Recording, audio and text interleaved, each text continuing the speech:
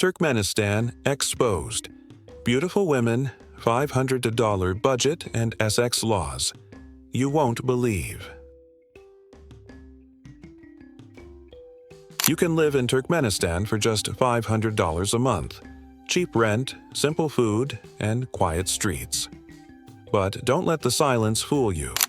One wrong word, one wrong move, and you might land in serious trouble. This isn't just another travel destination. It's one of the most secretive countries in the world. The rules aren't always written. The people won't always answer your questions.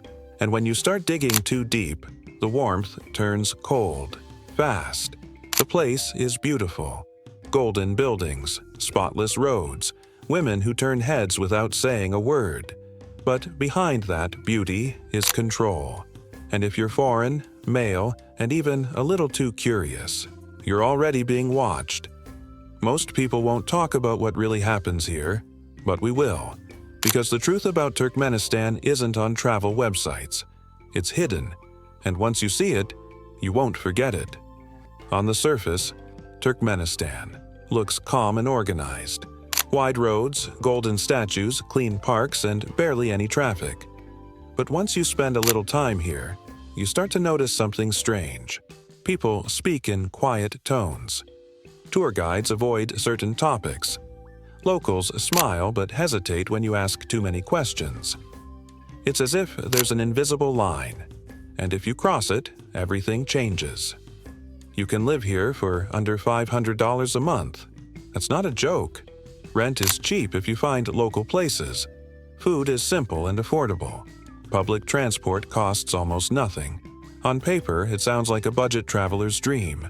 But the low cost comes with a price that isn't written anywhere. Silence. Yes, the women are beautiful. They walk with elegance, wear stylish clothes, and carry a certain confidence. But they're also raised in a system that controls almost everything. From who they talk to how they behave in public, to where they can travel. Talking to a foreign man can lead to warnings, questions, even punishment. It's not always about rules, it's about being seen. Then come the SX laws. Some of them sound too strict to be real. No living together before marriage. Hotel rooms monitored. Public affection is risky. And if something goes wrong, it's not always clear what law you broke, but you'll know you crossed a line. Everything looks normal, until you ask one question too many. That's when the silence becomes loud. That's when you realize this isn't just a quiet country. It's a place built on control. And behind that control is a story no one dares to tell. Until now. Where is Turkmenistan really? Turkmenistan is one of those countries you rarely hear about unless you go looking for it. Tucked away in Central Asia, it shares borders with Iran to the south, Afghanistan to the southeast, Uzbekistan to the north, and Kazakhstan to the northwest. On its western edge lies the Caspian Sea, an inland body of water that looks like a sea but doesn't touch any of the world's oceans. Even with all these neighboring countries, Turkmenistan feels like a world of its own. It's isolated, quiet, and mostly unknown to the average traveler. Very few people go there. Tourism is tightly controlled. You can't just book a flight and wander around.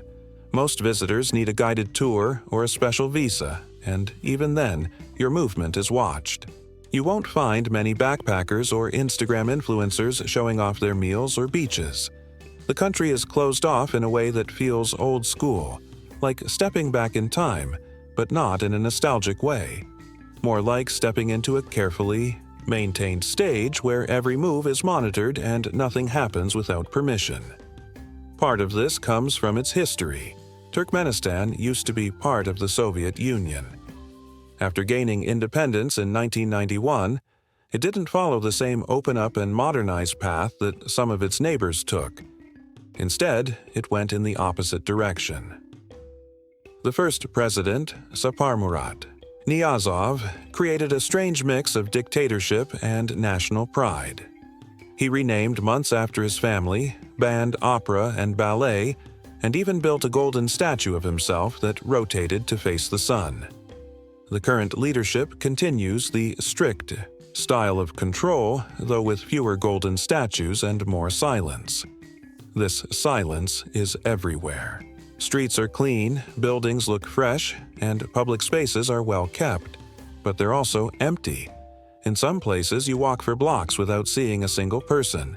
It feels strange, like a city waiting for people to arrive, but they never did. And yet, the country isn't poor. It sits on massive reserves of natural gas, some of the largest in the world. That's where the money comes from. So the question is, if the country is this rich in gas, why does it feel so quiet? This was shocking. How can a country be this rich in gas and still this silent? The answer lies in the way Turkmenistan is run. The government controls almost everything: information, media, movement, and even what people can say out loud. Locals don't talk much about politics. Most avoid eye contact when certain topics come up. Not because they're unfriendly, but because they're careful. The fear of saying the wrong thing is very real here. Even the internet is limited. Many websites and apps are blocked. You won't get access to platforms like Facebook, WhatsApp, or certain news outlets without a VPN, and even those don't always work. Wi-Fi is slow and expensive. It's another layer of control, keeping people inside their bubble and keeping outsiders from seeing too much. Turkmenistan looks golden on the outside, literally. You'll see massive buildings covered in white marble, fountains in city centers, and statues of horses and leaders. The capital, Ashgabat, even holds the Guinness World Record for the highest number of white marble buildings in one city. But just beneath that shine is a layer of silence that feels heavy. People smile politely, but their eyes often say something else, something harder to read. It's not an easy place to describe. It's not chaotic or dangerous like war zones. It's calm, too calm, controlled to the point where nothing feels natural. Everything feels practiced, as if the country itself is performing for someone who's always watching. And maybe it is. So, where is Turkmenistan really? It's a place in Central Asia that the world forgot to watch. A land rich in resources, full of quiet beauty, and surrounded by rules no one openly explains. It's peaceful on the surface, but tense underneath. And the more time you spend here, the more you notice that the silence isn't just part of the culture, it's part of the system. The $500 lifestyle. Legit or lure? Living in Turkmenistan on $500 a month sounds like a wild claim, but once you understand how the system works, it starts to make strange sense. First, you have to let go of the typical tourist mindset. You won't be living in a hotel, dining out in flashy restaurants, or partying at clubs, because most of that doesn't exist here. Life in Turkmenistan is quiet, simple, and very controlled. And if you know the right locals, or keep a low enough profile, you can actually stretch $500 further than you'd think. Start with rent. A modest apartment in the outskirts of Ashgabat, especially if arranged through a local connection, can cost you around $150 to $200 a month. These aren't fancy places, but they're clean, functional, and usually come with basic furniture. Utilities, if not included, add only a few extra dollars. Most expats or longer-term visitors avoid hotels. They're more expensive, more visible, and often come with extra eyes watching your movement. Locals know where to find rentals that don't attract attention, and that's where the smart ones stay. Next, food. This is where you save the most. Turkmenistan's local markets are full of simple, fresh food. Bread, rice, root vegetables, eggs, and seasonal fruits can all be bought for very cheap, often for under $1. Women usually run the stalls, and many sell homegrown produce from their gardens. Street food is available, but it's not like what you'd find in Southeast Asia.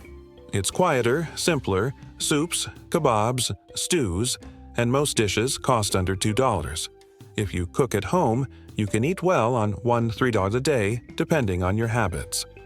Coffee, snacks, and sweets are limited, especially imported ones, and those will cost more. Transportation is even cheaper. Minibuses, known locally as marshrutkas, cover most routes for just a few cents.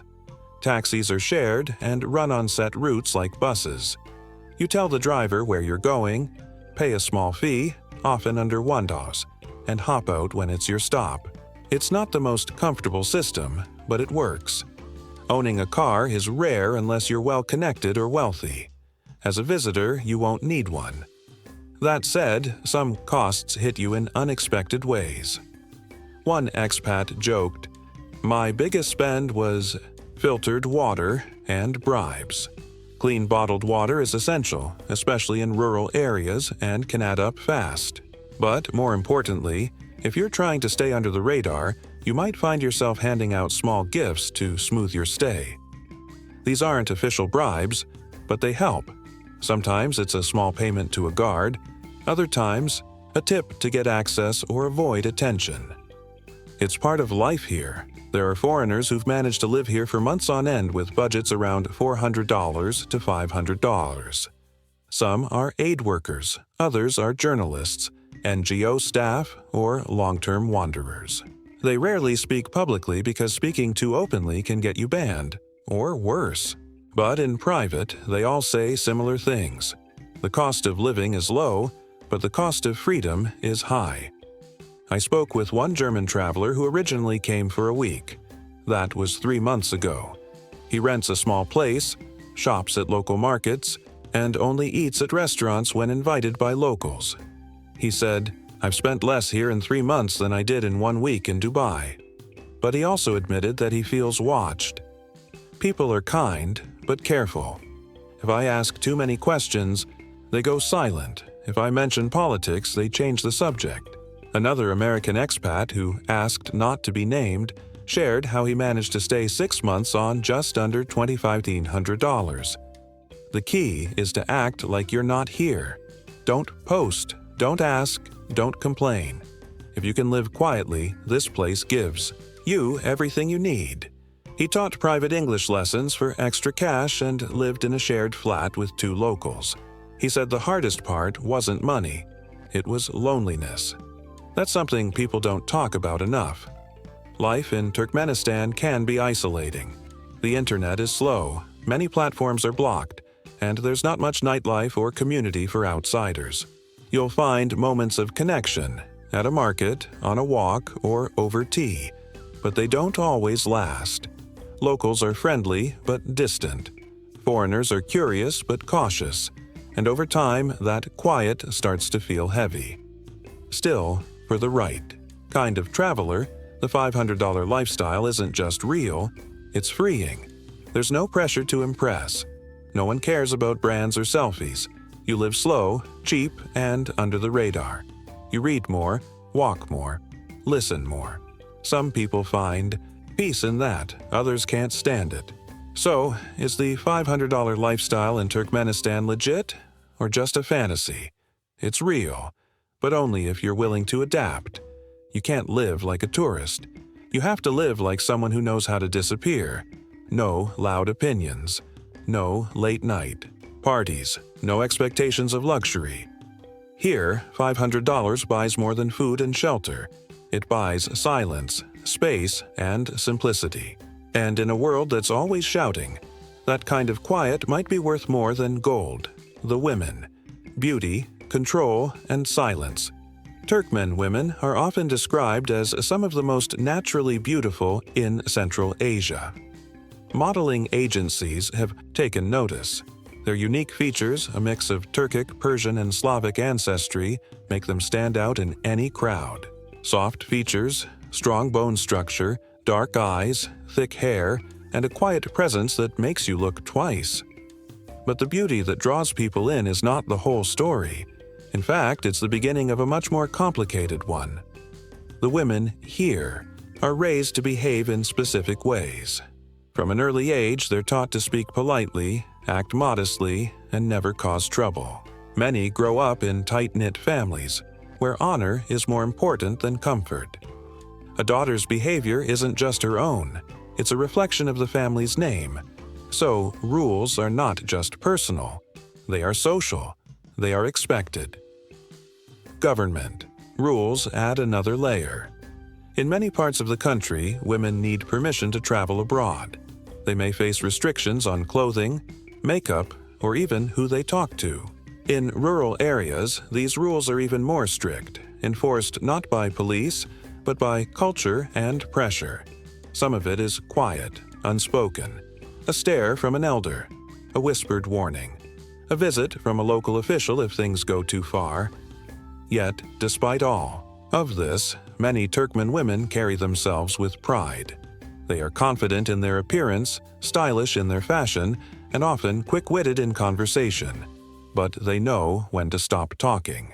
They know which topics are safe and which aren't. That balance between strength and silence is what makes their presence feel powerful, yet untouchable. Foreign men, especially those unfamiliar with local customs, often get confused.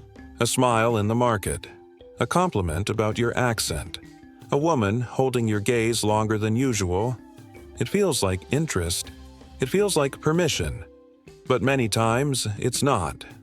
One traveler told me, she smiled, flirted, and then disappeared, without a trace the next day.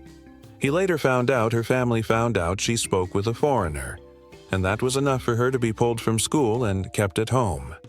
The danger isn't always for the foreigner. Sometimes it's much worse. For her, that's what makes it so complex. Many of these women are curious. They've grown up in a country where access to the outside world is limited. Talking to someone from abroad feels exciting, new, but that excitement comes with risks. Talking. Too much, being seen with the wrong person, or simply being misunderstood can lead to social isolation. Or worse. This fear creates a kind of invisible wall. A woman might be interested in a conversation, even a connection, but she also knows it could cost her everything. There are rumors, plenty of them, about marriages for visas. Foreigners believe that Turkmen women want to escape the country and will use any chance to do so. Some say women will fake relationships just to get out. Others say it's the opposite. Women hope for love, and foreign men take advantage, promising marriage and disappearing later. The truth probably lies somewhere in between. Real stories exist. A man meets a woman during his visit. She tells him she wants to see the world. He believes she loves him. He marries her and takes her home. Then things fall apart. Maybe she feels trapped. Maybe he feels used. Either way, both sides end up disappointed. And then there are other stories. Women who fall in love for real, but are stopped by their families or government before anything can move forward. Some relationships never leave the country. Others never get off the ground at all. What's clear is that beauty in Turkmenistan isn't just skin deep. It's political, cultural, and very closely monitored. You won't find many local women on dating apps. Most platforms are blocked, and even if they weren't, most would never risk their faces appearing in that space. Reputation matters more than attention. In a place where being seen with the wrong person can cause lifelong shame, privacy becomes a survival skill. Still, beauty finds a way to speak. It's in how women dress. Long dresses with bright colors, traditional patterns, but paired with heels or subtle makeup. It's in how they walk. Graceful, upright, always aware. And it's in how they talk. Gentle, soft-spoken, but full of thought if they trust you enough to share. One expat told me about a girl he met at a tea house. She sat near me, listening to the music. We made small talk. Books, music, nothing deep. But every few minutes, she looked over her shoulder. She said her uncle was nearby. We only spoke for 10 minutes, but she left like we had done something dangerous. That feeling never left him. Not the conversation, but the fear in her eyes. There's a strange pressure in being admired but untouchable. Some women use that power carefully. They may smile, speak softly, and hint at connection, but stop just short of anything real. They know how much risk is involved. They know what the attention means. And in some cases, they use it to get small things: a nicer meal, a short ride, a new dress. It's not manipulation. It's survival. In a system where their choices are limited, their beauty becomes one of the few tools they can control. But not all women play that game. Many want nothing to do with foreign men. They've seen the problems it brings. They've seen their friends punished for being too friendly, their cousins sent away for making the wrong choice. Some are scared, others are simply tired. They've learned to smile politely, then walk away before things go too far. What's heartbreaking is that many of these women are full of dreams. They want to study, travel, learn languages, and make their own decisions. But the system around them doesn't make it easy. Families expect obedience, society expects silence, and the government expects control. So even the most confident girl, even the smartest, most beautiful woman, often finds herself choosing between her heart and her safety. So what happens when beauty is so closely watched, so tightly managed, that it becomes a kind of quiet cage? She learns to shine quietly. She learns to hide her real thoughts behind small talk. She learns to hold power in her presence, even if she can't use it the way she wants. And the foreigner? He learns that beauty doesn't always mean freedom, that attention doesn't always mean interest, that sometimes the silence after a smile says more than any words could. In Turkmenistan, beauty is everywhere, but it's rarely discussed. It's admired, respected, and sometimes feared. It's powerful, but under control. And the women who carry that beauty? They walk a line that outsiders will never fully understand. They are strong, elegant, and incredibly smart, but they live in a world where even a glance can carry consequences. So if you meet one, speak kindly, speak carefully, and remember, you're not just talking to a person. You're speaking through layers of culture, rules, and expectations you may never see. And behind that beauty, behind that silence, is a story few are allowed to tell. But once you've seen it, you'll never forget. It SX laws you won't believe. When you think of strict countries, you might imagine places with curfews, dress codes, or limited media access. But in Turkmenistan, the rules around sex and relationships go beyond anything most people would expect. These aren't just outdated traditions or family beliefs.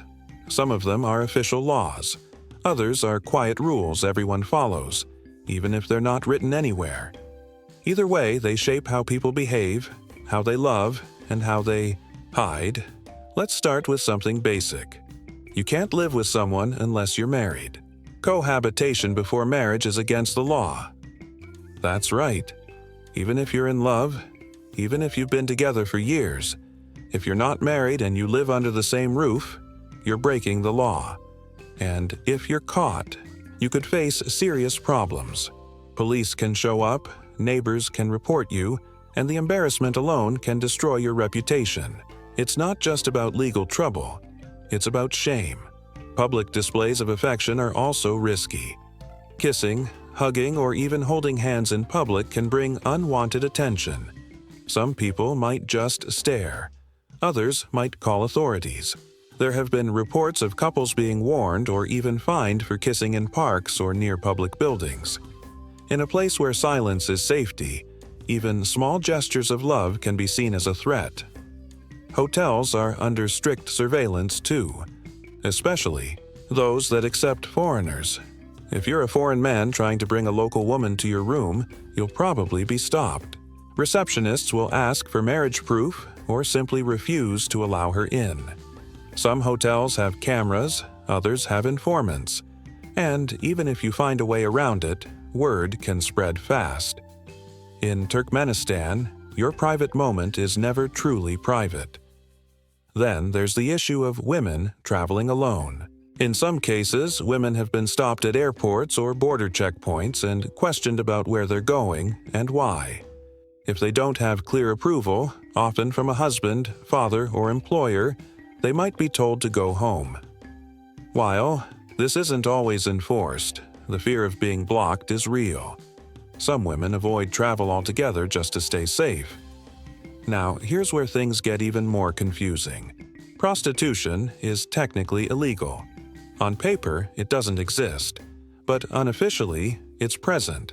It hides behind coded words, quiet arrangements, and whispered offers. There are no red light districts or street corners full of women. Instead, it happens through connections. You might hear someone say, "She's available for companionship," or "He knows someone who can keep you company." But no one uses clear language. Everything is hidden behind polite talk and quiet signals. The women involved aren't usually open about it. Many are doing it for survival. Jobs are limited. Wages are low. And if someone offers money for a few hours of company, it can be hard to say no, especially if you're responsible for your family. Some do it willingly. Others feel they have no other choice. Either way, it's risky. If caught, the consequences are severe, not just from the law, but from society itself. For foreigners, the danger is even bigger. You might not even know you're breaking a rule. Maybe you meet someone at a cafe. You talk, connect, and decide to spend more time together. But without realizing it, you've entered a situation that could be seen as immoral or illegal. There are stories of tourists being arrested, fined, or banned from returning, just because they misunderstood the rules.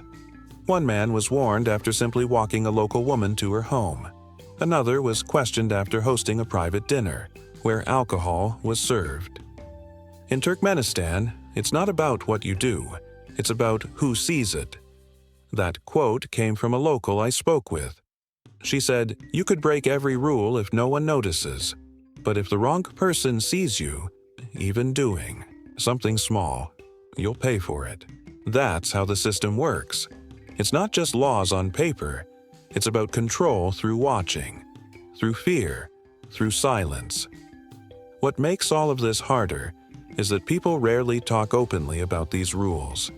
Even young adults don't always know what's allowed. They learn by watching, by being corrected, or by hearing about someone else's mistake. Parents might not explain. Teachers might avoid the subject. So when something goes wrong, it catches people off guard. Relationships, dating, sex, all of it becomes a secret game. People hide their feelings. They meet in private. They use code words, deleted messages, and fake stories to cover their tracks. It creates a culture of fear, where love and trust are replaced by caution and doubt.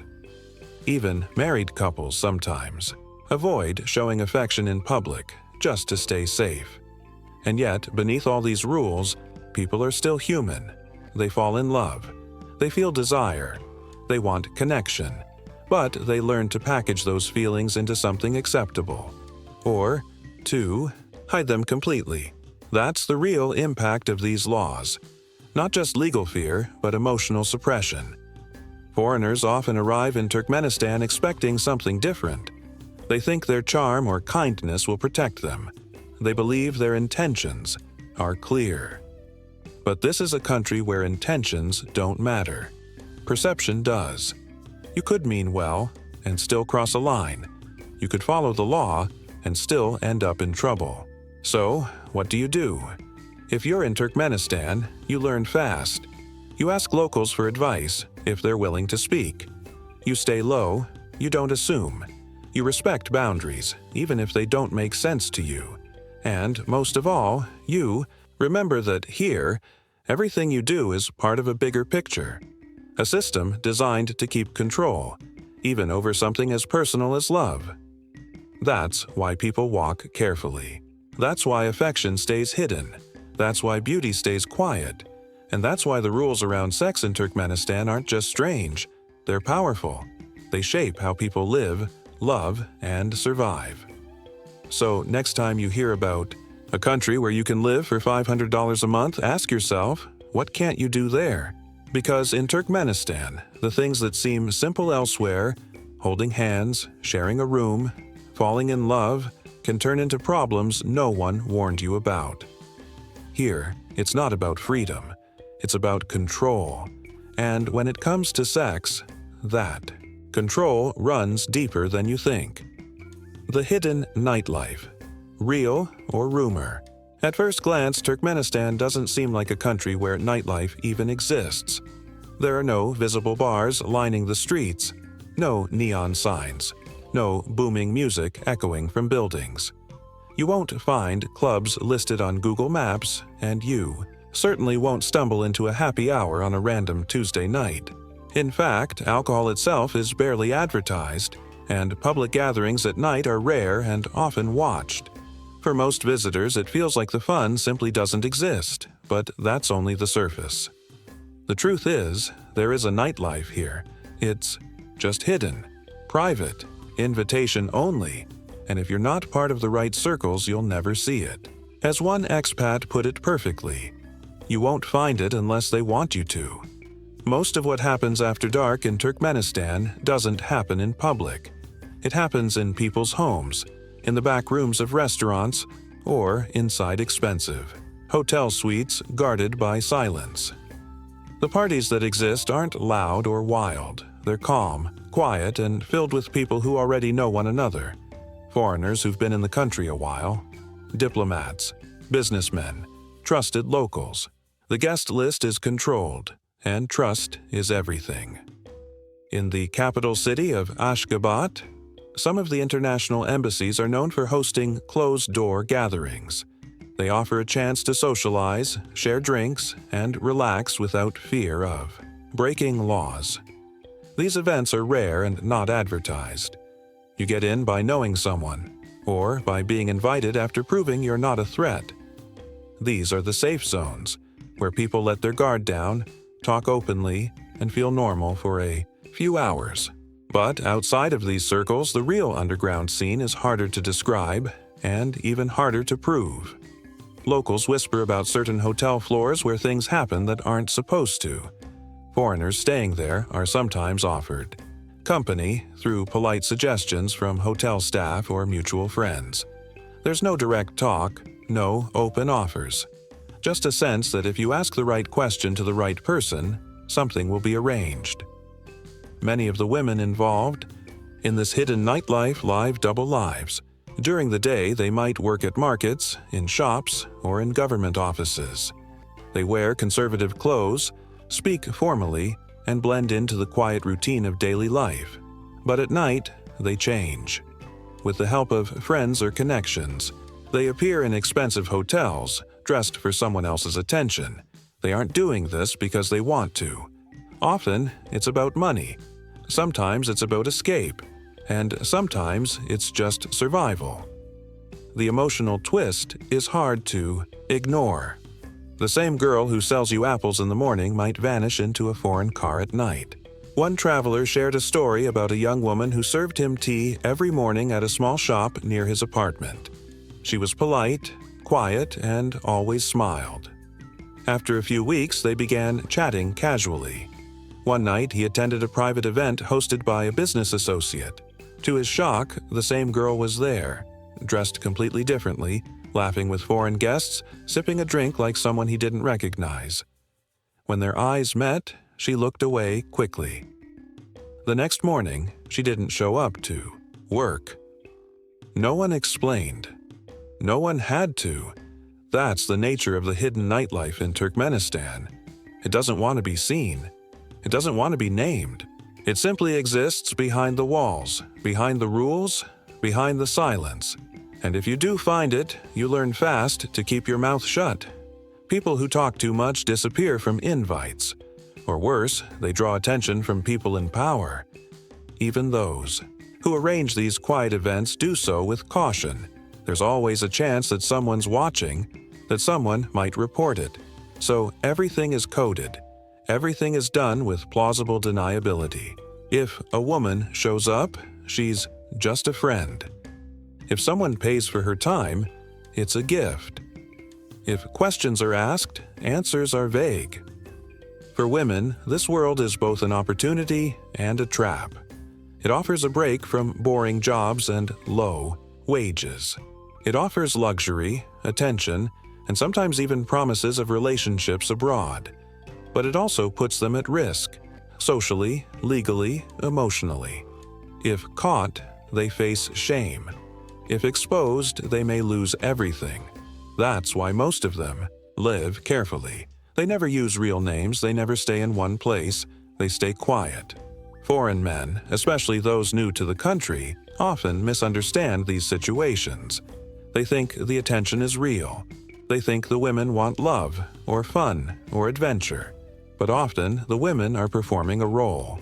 One they didn't choose, but learned to play. And when the foreigner leaves the country, she stays behind, with whatever came from that night, good or bad. There are also men who take advantage, who know the rules and work around them. They build networks. They use money to open doors. They treat the country like a playground, and sometimes they get away with it, until one day they don't. Because no matter how careful you are, one mistake in Turkmenistan can close every door you thought was open. So, is the nightlife real or just a rumor? It's real, but not in the way people expect.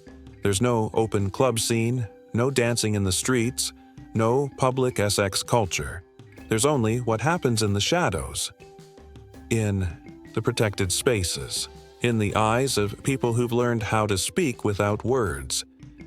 If you're a tourist, you probably won't see any of it, and if you do, it will be because someone allowed you to, not because you found it on your own. The nightlife here is like the country itself, quiet, controlled, and full of secrets. And the biggest secret, it's not what happens at night. It's why it happens at all. Because behind every hidden party is a bigger truth about money, power, silence, and need. And once you've seen it, you'll never think of nightlife the same way again. Pleasure vs. control. Who's really free? Turkmenistan is a place where beauty feels like a performance, and control is the rule behind the curtain. At first, you see peace and quiet. Clean streets, smiling faces, well-dressed women. You see order, calm, and a society that appears respectful. But beneath that order lies something more complicated, where pleasure isn't banned, but it's not allowed to breathe freely either. Where beauty pulls you in, but touching it can cost someone their life as they know it. Let's begin with a truth that many won't say out loud. In Turkmenistan, beauty can be a trap. A woman's appearance can be her biggest asset and her greatest risk. She's praised for looking good but judged if she's seen with the wrong man. She might be admired by strangers but watched closely by her neighbors. A single conversation can turn into gossip. A single smile can become a problem. For women here, appearance is everything. But freedom, that's something else entirely. Now mix beauty with poverty, and the stakes get higher. Many young women don't earn much. Jobs are limited. Pay is low.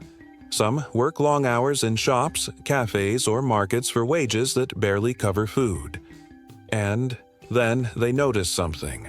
Foreign men are different. They tip more. They ask more questions. They look longer.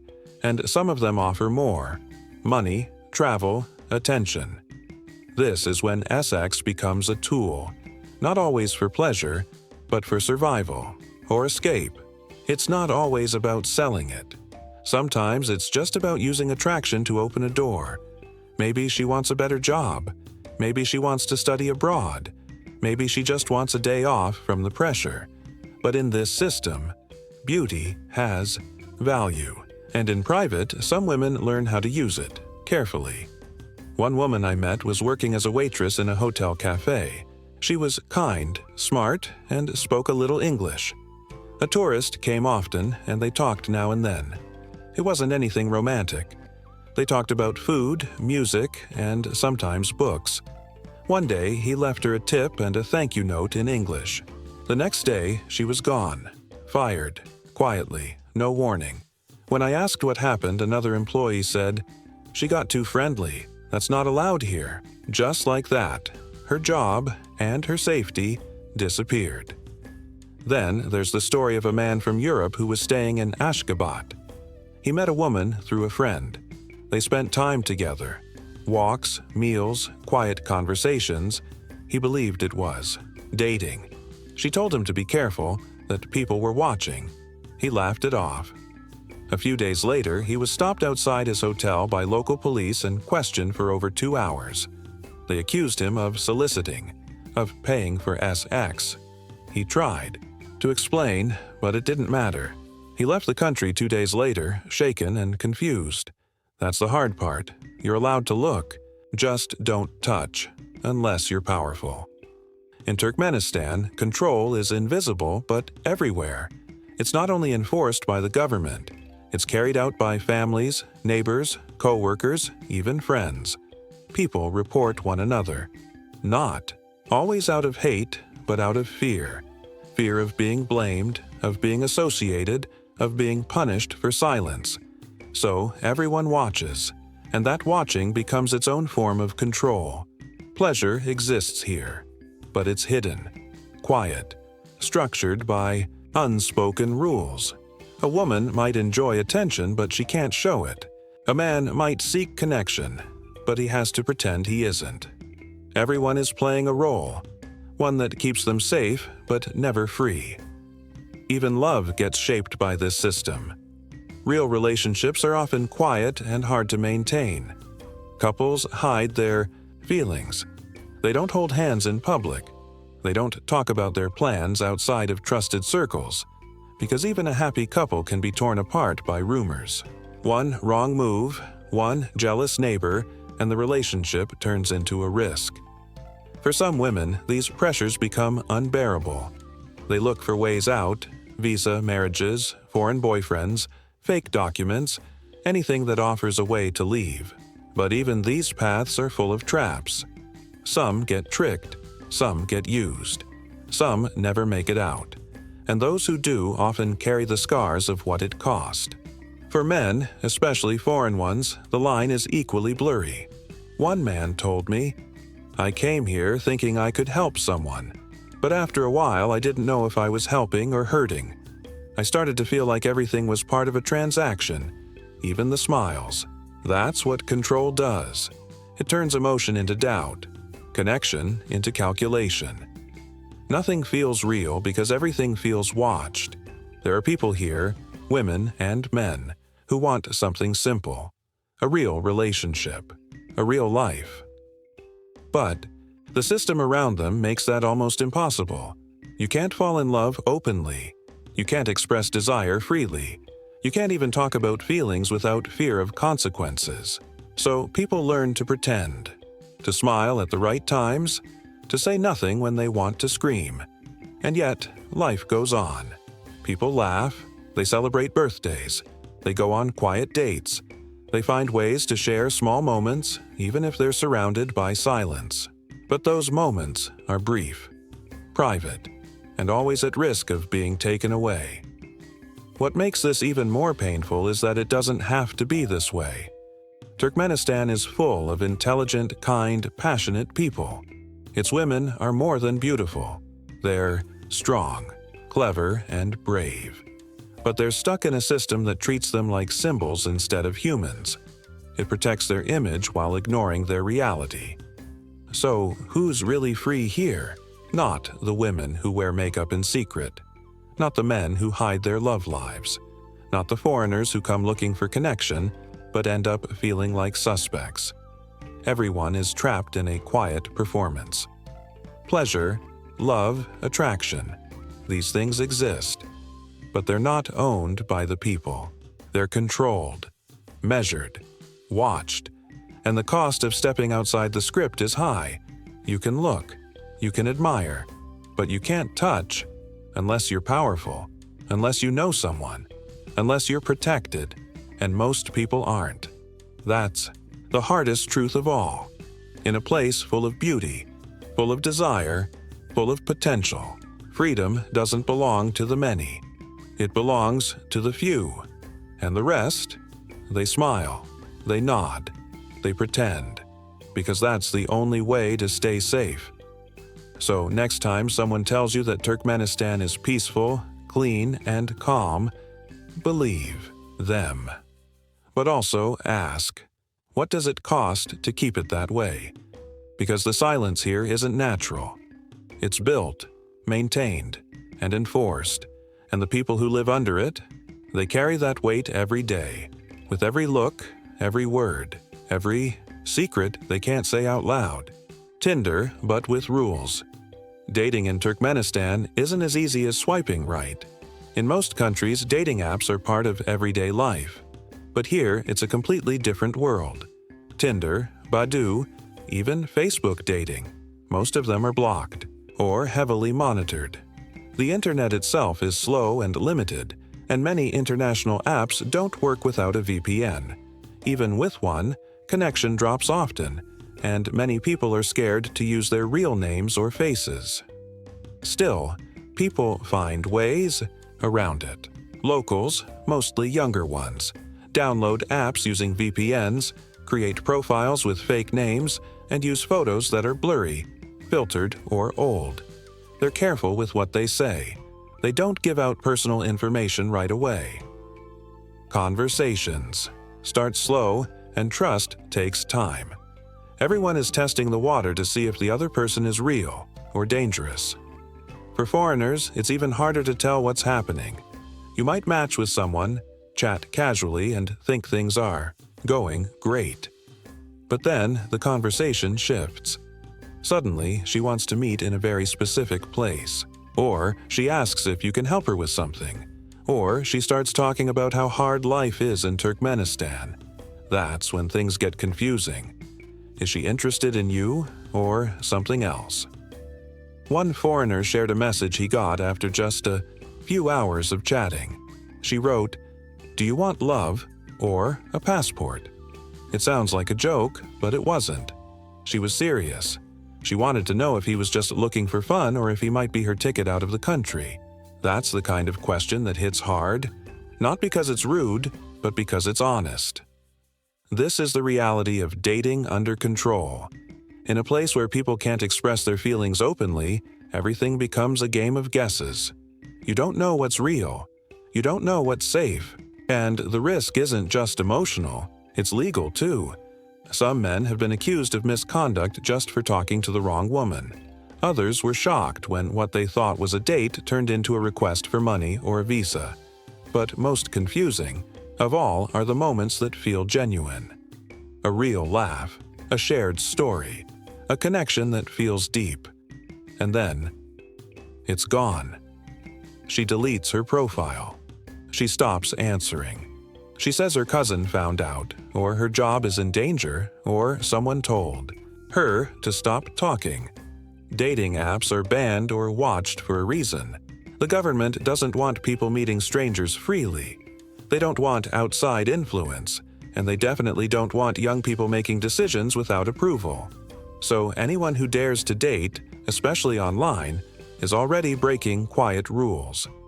That's why many locals use fake names.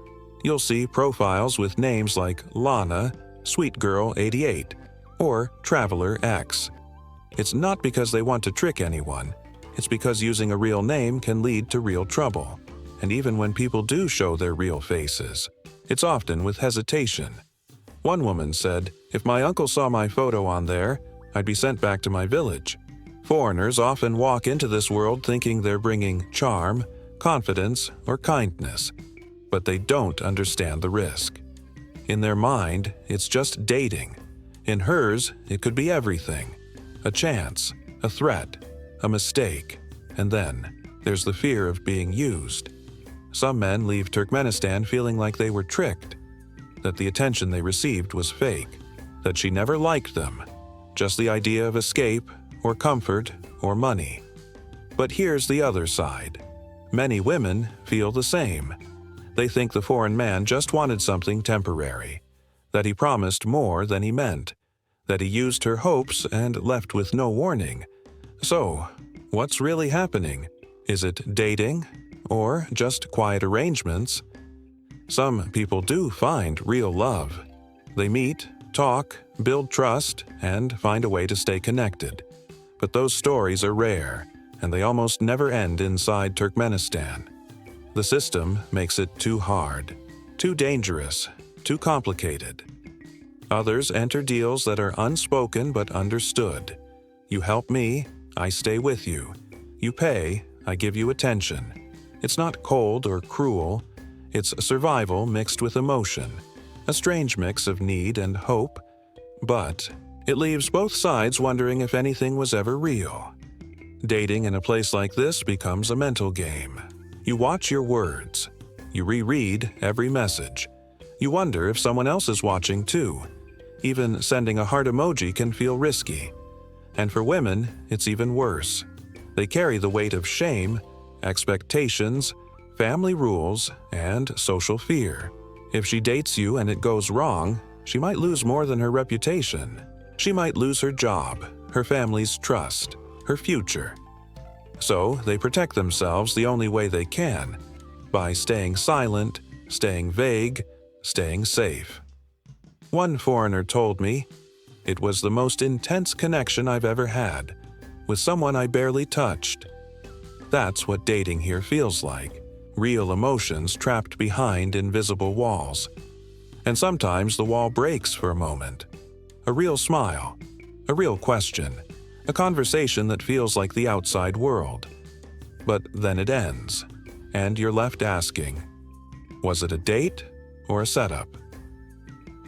In Turkmenistan, even love is controlled. It's watched, filtered, and reshaped into something that fits the system. Tinder might be just an app elsewhere.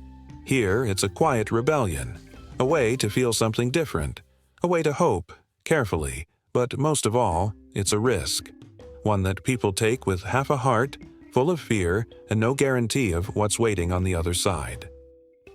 The foreigners who never leave Turkmenistan isn't exactly the kind of place where most travelers plan to settle down. It's closed off, tightly controlled, and not very well known. But somehow, some foreigners come here for work or business, and they never leave. They arrive thinking it's a short trip, maybe a few months. But years later, they're still there, still walking the same clean streets, still shopping at the quiet markets, still blending into a place where nothing seems to change. Why do they stay? It's not just the money, and it's not just the women, though that's part of the story. It's the feeling of power, of being treated differently. Many foreign men who live in Turkmenistan long-term say the same thing. Life feels easier when you stay quiet. You're a guest, but a respected one.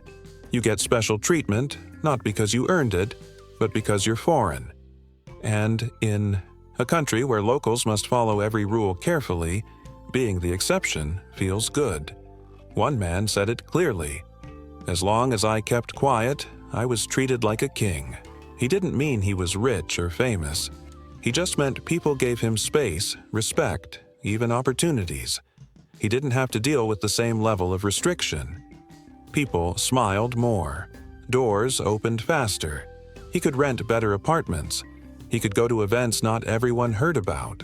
Even the police were more relaxed with him. But that treatment only lasted as long as he followed the unspoken rules. The moment you start asking real questions about politics, about poverty, about why things are the way they are, that treatment begins to shift. People start to pull away. Conversations get shorter. Invitations disappear. Locals become cautious, even nervous. It's like a silent warning. You're welcome, but only if you don't dig too deep. Foreigners who stay quickly learn to live within this line. They stop talking about certain things. They don't post online. They don't ask why internet is blocked or why women disappear after meeting them once. They accept what's in front of them and stop chasing what's behind it. That's the price of staying. For many, it's worth it. The cost of living is low. Life is slow and predictable. You can live well on little, and if you're the kind of person who doesn't mind keeping to yourself, you can build a quiet, comfortable life. Some even say it feels peaceful. Less stress, less noise, fewer distractions. But under that peace is something more uncomfortable. Many of these foreign men live in a kind of emotional bubble. They're respected, but not included. Welcomed, but not connected. Locals will smile, share meals, and even form friendships. But there's always a line that's not crossed. You're not one of them. You're a visitor, even if you've been there for years. This creates a strange feeling. Am I loved here, or just tolerated? Some foreigners ignore that question. They enjoy the benefits, avoid the risks, and never look too closely. Others start to feel the weight of that distance. They try to build deeper relationships. They try to understand more. That's when the tension starts to grow. One man told me he started dating a local woman seriously. At first, things were fine, but then she began to receive pressure from her family. Her neighbors asked questions. Her job hinted that she should be more careful. Eventually, she ended it. Not because she didn't care, but because it was too dangerous. He said, "That was when I realized I'll always be outside, no matter how long I stay." That story repeats in different forms. Foreigners get close, then pushed away. They build friendships, then those friends go silent. Not out of hate, but out of fear. Fear of being seen too close to someone who might draw attention. And sometimes the foreigner becomes a problem just by staying too long. Authorities start asking why. Co-workers become suspicious. Rumors begin. What is he really doing here? Is he spying? Is he trying to change things? It doesn't take much for someone to go from welcomed guest to unwanted presence. That's the risk of blending in too well. At first, the difference makes you special. Later, it makes you suspicious. Some foreigners get used to the surface level, life. They enjoy the quiet, the ease, the respect. They date casually, attend private events, and live comfortably. They don't ask too many questions. They don't get involved in local problems. And for them, it works. But even they admit it's lonely, because deep down, they know something's missing. Real connection, real community. A place where they're more than just the foreign guy. There's also the quiet judgment. Some locals admire them. Others resent them. Some see them as people who escaped their own country's problems and now live like kings in a controlled land. Others see them as harmless as long as they stay quiet. But no one sees them as truly part of the society. They're always a little too free, a little too curious, a little too watched. So why do they stay? Because leaving means going back to a world that's louder, harder, and less predictable. Because here, even with the silence, there's structure. Even with the distance, there's comfort. And because sometimes, people prefer safety over freedom. Still, for every foreigner who thrives in Turkmenistan, there's one who leaves broken, who came with hope and left with confusion, who thought they found peace but only found a prettier prison. So yes, there are foreigners who come and never leave. But the real question is, do they stay because they're happy, or because it's easier than facing the truth outside? In Turkmenistan, silence buys comfort. Distance protects you. And as long as you keep your head down, you can live well. But the moment you start reaching for something more, understanding, love, truth, you learn the hard way. This country gives, but only on its terms, and if you forget that, you may find that being treated like a king was just another way of keeping you quiet. Quiet life. Mothers, meals, and masks life in Turkmenistan moves slowly. The streets are clean, the people polite, and everything feels quiet, almost too quiet. On the surface, it looks peaceful, but the more time you spend here, the more you realize that behind the calm is something deeper. People are not just being polite, they're being careful. They're not just quiet. They're protecting themselves. At the center of daily life. are the women. Turkmen women carry more than groceries and babies. They carry the emotional weight of the household, the pressure of social rules, and the silent responsibility of making sure things stay normal. Mothers in Turkmenistan are strong. They wake early, cook for large families, manage the home, care for the elderly, and often work small jobs on the side. Some of them do all of this without ever being noticed by the outside world. Family dinners are still the heartbeat of many homes. At the end of the day, families gather on simple rugs or around low tables. There's bread, often made fresh by hand. There's stew, cooked slowly with whatever is available. Vegetables from the market. Sometimes meat if it's a special occasion, and always tea. Strong, hot, and served with quiet pride. These meals are about more than food. They're about stability. In a place where life can feel uncertain, this routine becomes comfort. Most of the food culture here is shaped by women. In every market, you'll find them selling vegetables, spices, fruits, and homemade items. They sit behind small tables, often with a baby nearby or a child helping out. They know who needs credit, who pays on time, who's having a hard month. In these markets, women are the quiet managers of local life. They keep the system running, not by force, but by presence. Street food is also mostly run by women. You'll see them preparing fresh bread, cooking dumplings, or grilling meat. They work long hours, often in heat, without complaint. They know how to serve quickly, smile politely, and keep a business moving without drawing too much attention.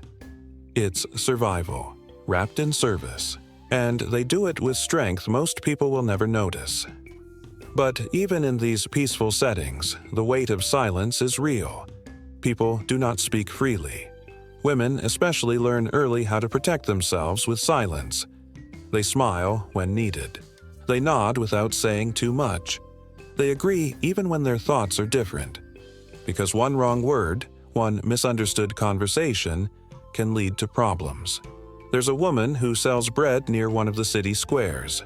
She's in her 50s, always warm, always kind. Tourists often buy from her because she speaks a little English. One day, she shared a short story with a visitor about her son wanting to study abroad. She said it softly, almost as if she didn't want anyone to hear. The next day, she wasn't there. For 2 weeks, her stall stayed empty. When she returned, she didn't speak English anymore. Only smiles, only bread. No more stories. You'll eat bread from her hands, then see her warned by police the next day for speaking to a tourist. That line sums up the quiet tension that sits under everything. The women here live close, to risk, even when they do nothing wrong. Being kind can be risky. Being honest can be dangerous. So they wear masks, not on their faces, but in how they live. They know when to speak, when to pause, and when to disappear. Still, there is beauty in the way they hold life together. Children go to school because mothers get them ready. Grandparents are cared for because daughters stay behind. Husbands go to work with clean clothes and packed food because wives make it happen. These women do everything, and they do it without asking for thanks. There are also younger women who are quietly changing. Some are learning English on their phones. Some take online classes using VPNs. Some dream of opening their own businesses. But they move slowly, quietly, because loud ambition draws attention. And here, attention can be dangerous. They walk, too, class with their heads down. They work 2 jobs to save money without telling anyone. They make plans in secret, hoping that someday they'll get a chance to live more openly. But until then, they wear the mask. They smile, they serve, and they wait. This quiet life is not weak. It's full of courage, but it's also exhausting. Imagine doing everything right and still being afraid of who's watching. Imagine building your world every day only to keep it hidden behind a curtain of silence. That's what many women in Turkmenistan live through. So while the streets look calm, the homes look warm, and the markets feel busy, remember what's underneath.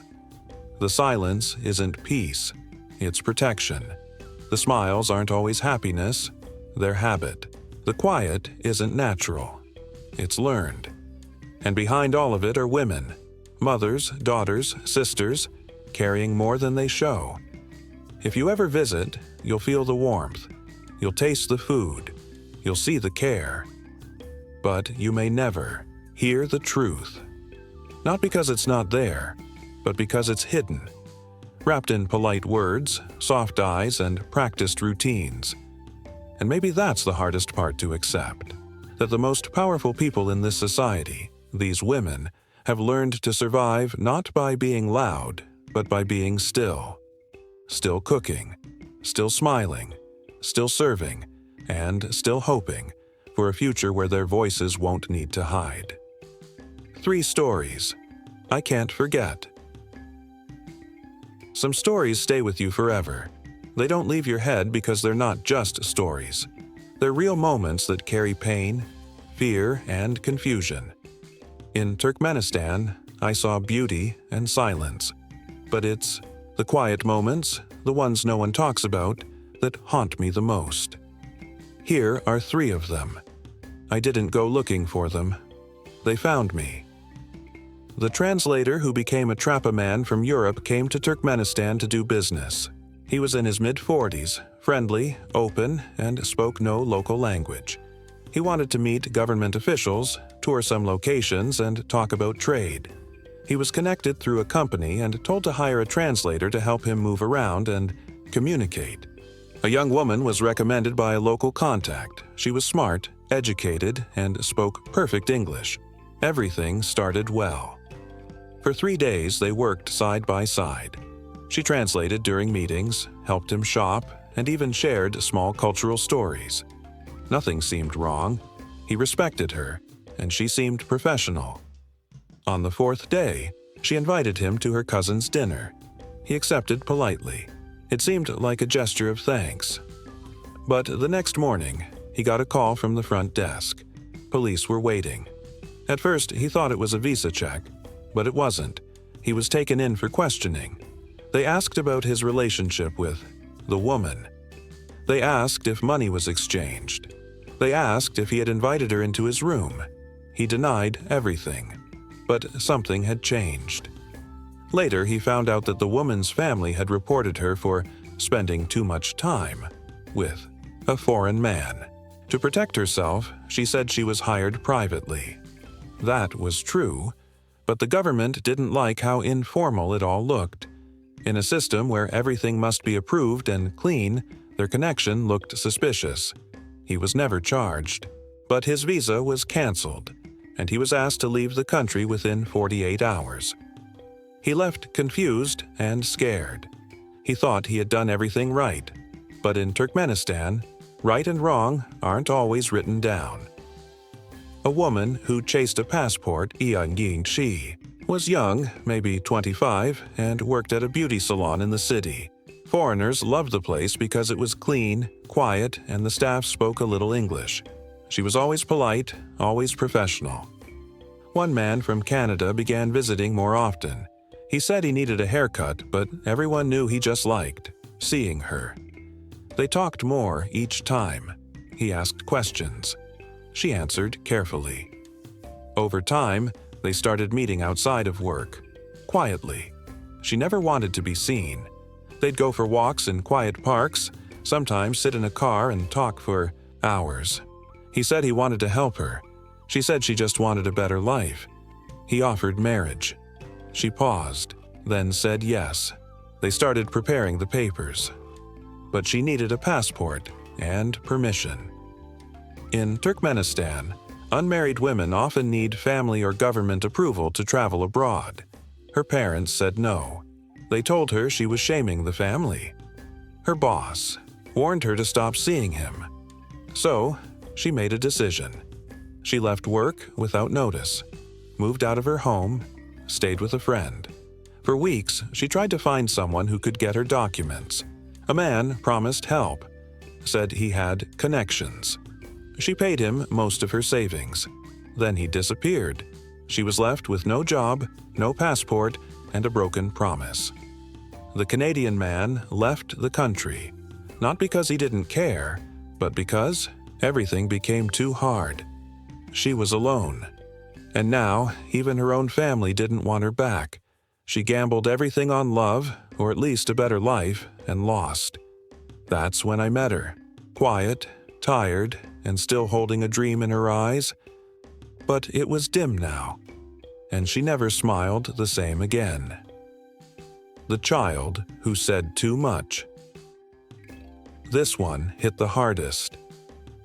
I was in a small town, visiting a family through someone I knew. It was a normal day. Tea, food, light talk. A woman was cooking while two kids played nearby. One of the children, a boy around 6 or 7, sat next to me and started asking questions. "Where are you from? Do you have cars there?" Then he said something I didn't expect. He pointed to his younger sister and said, "Her father only comes at night." I thought he was joking. I smiled and asked, "Your father works late?" He said, "No, he's not my dad. My mom says he's just a visitor, but he brings food." I froze. The mother walked in a few seconds later, heard him talking, and quickly changed the topic. Her face stayed calm, but her eyes were sharp. I didn't ask again, but I never forgot it. It said more than any adult ever could.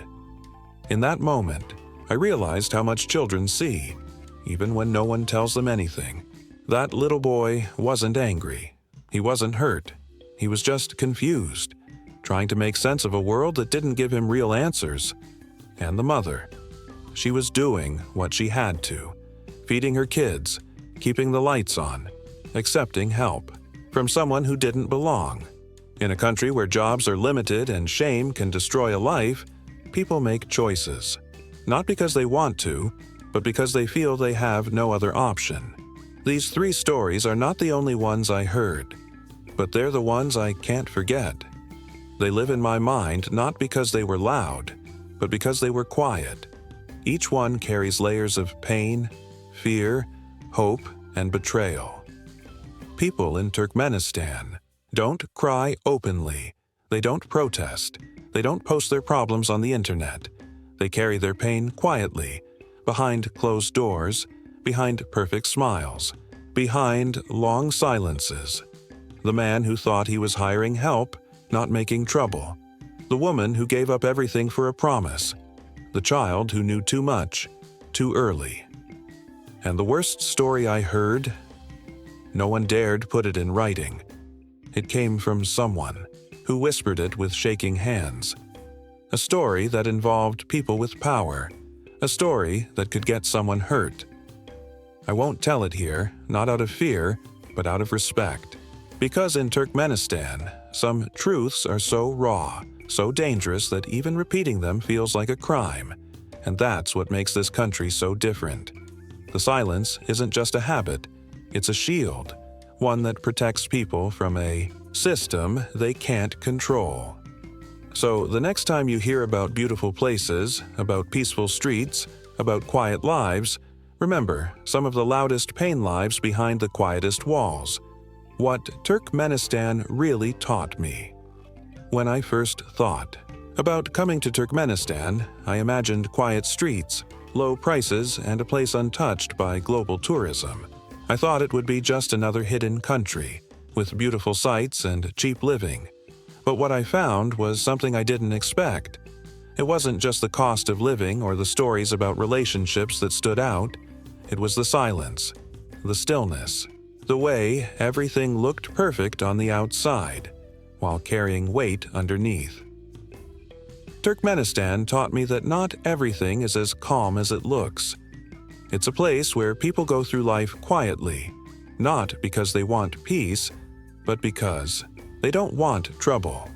You see people walking slowly, smiling politely, answering questions with soft words.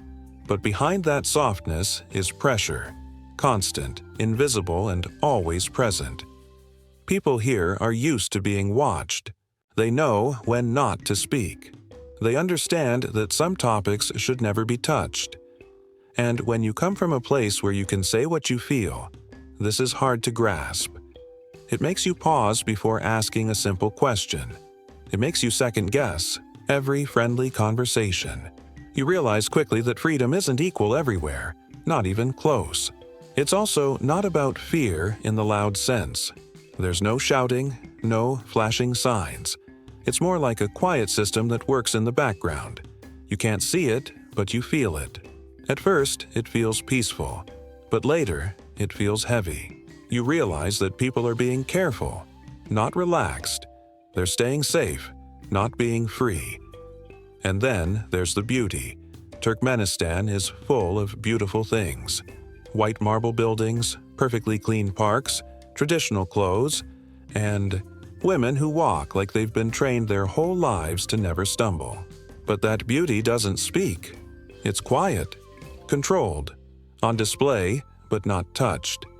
You admire it, but you're not allowed to get close. You sense the weight of rules behind every smile, every glance. You understand that beauty here is not just physical. It's a tool. It's guarded. Sometimes it's a shield. Sometimes it's a trap. And the people? They live with this every day. Most don't talk about it. They just carry on. They go to work. They shop. They raise kids. They laugh. But it's the kind of laughter that ends quickly when someone new walks into the room. The kind of normal that only feels normal because they've known nothing else. It made me question my own comfort, how much I take for granted. The ability to speak freely, to walk into a government office without fear, to talk to someone new without wondering if it will get them in trouble. In Turkmenistan, even kindness feels risky. Even curiosity can be dangerous. I met people I'll never forget. A boy who asked too many questions. A woman who smiled too brightly for someone carrying so much pain. A man who had everything, except the ability to speak his mind. And through them, I didn't just see a country. I saw what happens when silence becomes survival. This place changed how I look at cheap and beautiful. It made me understand that low prices come with a cost. That beauty, when tightly controlled, becomes something else entirely. It's not about what's seen. It's about what's hidden. Turkmenistan is not a place you visit and forget. It stays with you, not because of the sights, but because of the silence. Not because of what you did, but because of what you couldn't do. It taught me patience, how to listen, how to wait before speaking. It taught me respect, because even when people are quiet, it doesn't mean they don't feel. It taught me that behind every smile might be a story they'll never share. And that's not because they don't trust you, it's because they can't risk it. So when people ask me, what was it like? I struggle to answer. I can talk about the food, the prices, the people's kindness, but I can't explain the feeling, that sense of always being in someone else's world. A world where the rules are unspoken, but strict. Where freedom is a performance, and the stage is always being watched. I came to Turkmenistan thinking I'd find a story. Maybe something no one had covered yet. A hidden gem. A quiet country with deep culture. But I left feeling like I had taken something. Like I saw things I wasn't supposed to. Heard stories that weren't mine to share. Felt emotions that belonged to others. And I still carry that. I came for a story. I left feeling like I had stolen one. That's what Turkmenistan does to you. It shows you a version of life that is both beautiful and controlled. It makes you think about power, silence, and what it really means to be free. It forces you to see beyond the walls, beyond the smiles, beyond the perfect streets. And once you see it, you can't unsee it. Now, take a second. Go to your browser and search Turkmenistan travel. What do you see? Perfect buildings, empty, roads, golden statues, smiling people. Everything looks clean, organized, peaceful. But now ask yourself something. Why is no one telling the real story? Why don't you see videos about what actually happens behind the silence? Why aren't there guides that talk about the fear, the control, the people too afraid to speak? Why do most articles only show polished places and say, "Everything here is great"? When we both know something feels off, it's because this isn't a place where you talk freely, and even those who visit keep quiet afterward.